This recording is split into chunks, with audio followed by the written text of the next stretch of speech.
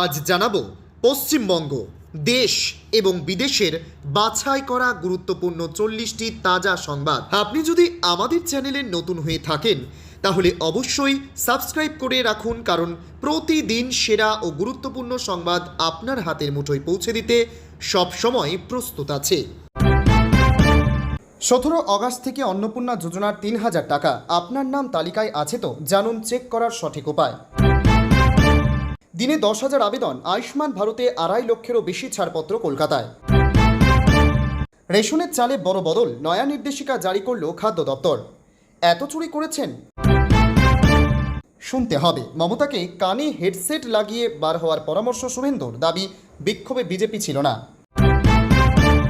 সবাই নয়, কারা অন্নপূর্ণা যোজনার করকরে 3000 টাকা পাবেন এই মাসে? আপডেট জেনে নিন। অভিষেককে বিদেশে যাওয়ার অনুমতি সুপ্রিম কোর্টের, মানতে হবে কি কি শর্ত জানিয়ে দিল শীর্ষ আদালত। সব কথা বলার দিন আসবে বলবো। অভিষেক বৈঠক নিয়ে মদন মিত্রের বিস্ফোরক হুঙ্কার, অস্বস্তিতে তৃণমূল। সপ্তাহের প্রথমেই বদল পেট্রোল ডিজেলের দামে, নতুন রেট চার্ট সামনে, কোথায় সব থেকে বেশি? সবাই নন, শুধু এই কজন মহিলা পাবেন অন্নপূর্ণা ভাণ্ডার। জেনে নিন অগাস্টের তালিকায় কারা। অন্নপূর্ণা যোজনার টাকা আটকে আছে, কারণ জানুন, স্ট্যাটাসও চেক করুন এখনই। ট্রাম্পের বড় ব্যাকফুট, যুদ্ধের আগুনে ঘি ঢেলে হঠাৎ পরমাণু চুক্তি থেকে সরে আসার বিস্ফোরক পরিকল্পনা কেন?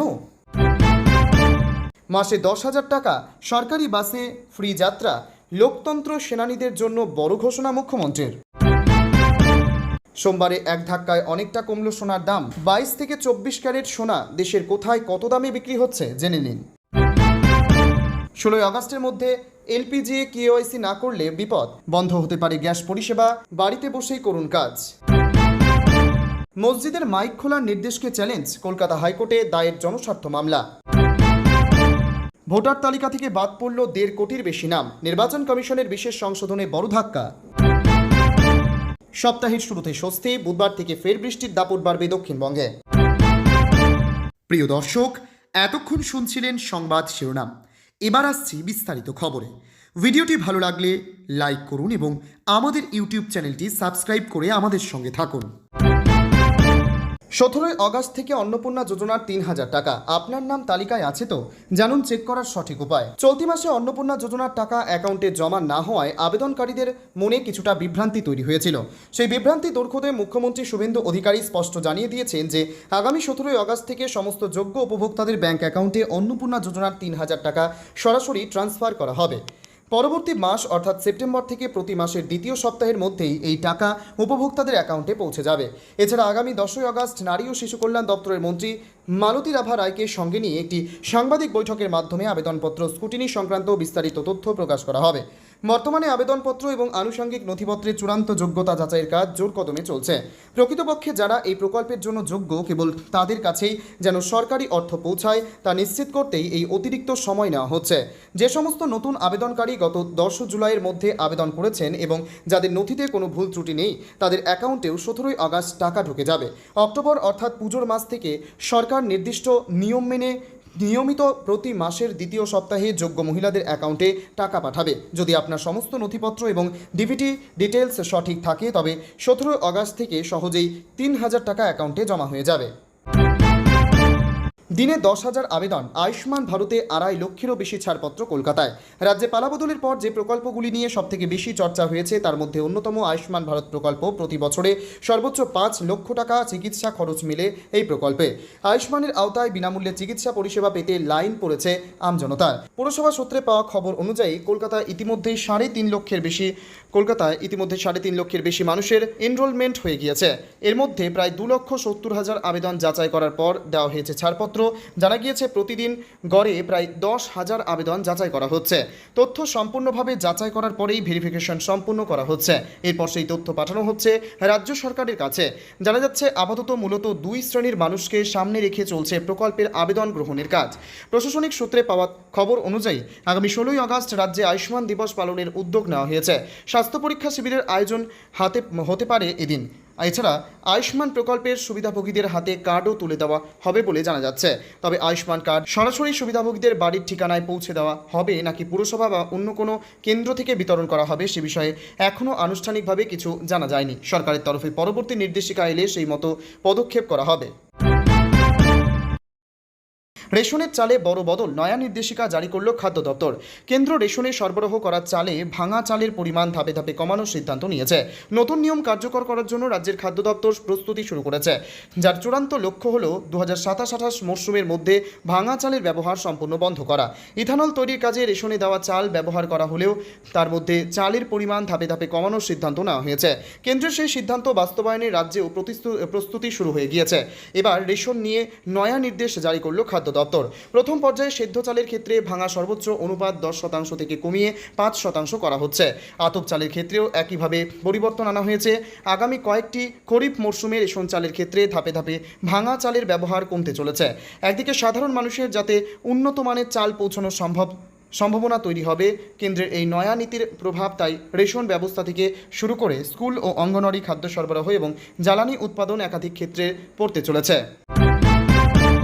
এত চুরি করেছেন শুনতে হবে, মমতাকে কানে হেডসেট লাগিয়ে বার হওয়ার পরামর্শ শুভেন্দুর, দাবি বিক্ষোভে বিজেপি ছিল না। রবিবার বীজপুরে প্রাক্তন মুখ্যমন্ত্রী মমতা বন্দ্যোপাধ্যায়কে ঘিরে বিক্ষোভ দেখানো হয়। তার গাড়িতে ছোড়া হয় জুতা কাদা। মুখ্যমন্ত্রী শুভেন্দু অধিকারী জানিয়েছেন ওই স্থানে বিজেপির কেউ ছিলেন না, সাধারণ মানুষ ক্ষোভ উগরে দিয়েছেন। বীজপুরের মমতা বন্দ্যোপাধ্যায়কে ঘিরে বিক্ষোভে বিজেপির কেউ ছিল না। রবিবার দুপুরে স্বতঃস্ফূর্ত জনরোষের শিকার হয়েছেন 3 বারের মুখ্যমন্ত্রী।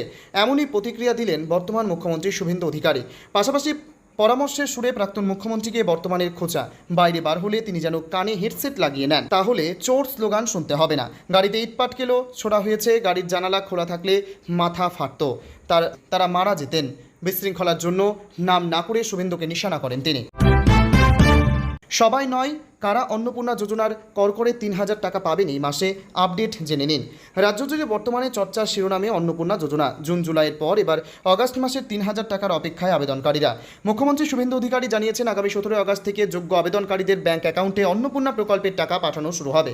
যাচাই প্রক্রিয়া সম্পন্ন হওয়ার পর যোগ্য সব আবেদনকারীদের অ্যাকাউন্টে 17 আগস্ট থেকে অন্নপূর্ণার 3000 টাকা ঢুকতে থাকবে বলে জানিয়েছেন মুখ্যমন্ত্রী। কারা টাকা পেতে চলেছেন চলতি মাসে? একাধিক রিপোর্ট বলছে যারা জুন এবং জুলাই মাসে টাকা পেয়েছিলেন তাদের এই মাসে টাকা পেতে পারেন।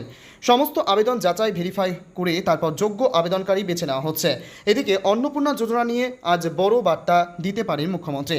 আজ 10ই আগস্ট নারী ও শিশু কল্যাণ দপ্তরের মন্ত্রী মালতী রাভা রায়কে নিয়ে সাংবাদিক বৈঠকে বসতে চলেছেন মুখ্যমন্ত্রী।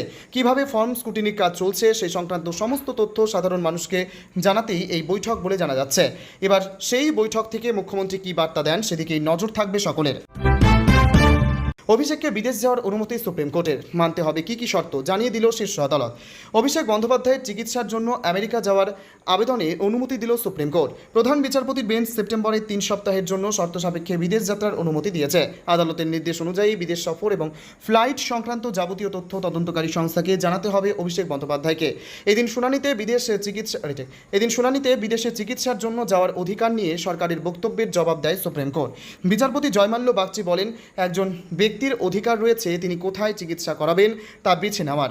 রাজ্যের আইনজীবী তথা অ্যাডিশনাল সলিসিটর জেনারেল এস.ভি. রাজু আদালতে আশঙ্কা প্রকাশ করে বলেন, অভিষেক বন্দ্যোপাধ্যায়ের বিদেশে গেলে আর দেশে নাও ফিরতে পারেন।